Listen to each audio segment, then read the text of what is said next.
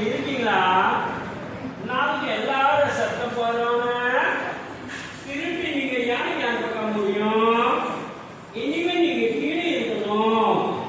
யாருக்கு வம்சத்தலை குடும்பத்தலை யாரோ சத்தம் போடுவாங்க, அவங்கதான் முன்னோர்களுக்கு நம்பி இங்க வருவாரு. வந்துட்டு முதல் மேல உட்காந்து யாரோ கையால் பெற்று பூஜை பண்ணுவாங்களான்னா அவங்களுக்கு மூதாதைகளுக்கு நீங்க சுவர்க்கத்துல போறதுக்கு ஒரு வழி கொடுக்கும். அதனால கையா பிள்ளம் மோட்சிடம் அப்போ இந்த ஊர் காரியம் நடந்துட்டு இருக்காரு. இங்க ராவகாலம் என் கட்டம் நாள் நட்சத்திரம் எதுவுமே பார்க்கக்கூடாது. சூரிய உதயிலிருந்து சூரியாஸ்திக்கு முன்னாடி வருகிட்டே இந்த காரியம் நடக்கும்.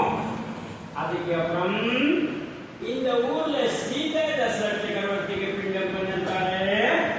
அந்த காலத்துல இங்க பெண்களுடைய அதிகாரம் மிதியூர், காசி, ராமேஸ்வரம், பத்ரி இங்கேயும் போயிடலாம்.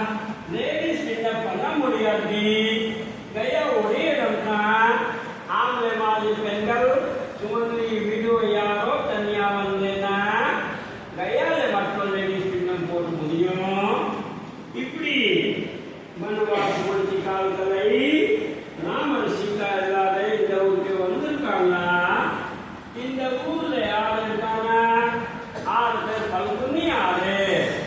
அந்த பல்குனி ஆறுக்கு அந்த பக்கம் கையில சீதா பிராட்டிக்கு உட்காரட்டை ராம் சொல்லிட்டு போயிருக்காரு. 4 பிண்டம் பொருள் வாங்கி போறோம். வந்ததுக்கு அப்புறம் கோயிலுக்கு போய் அப்பாவுக்கு கர்மம் முடிச்சு அப்புறம் அயோத்திக்கு போவோம். ஏன்னா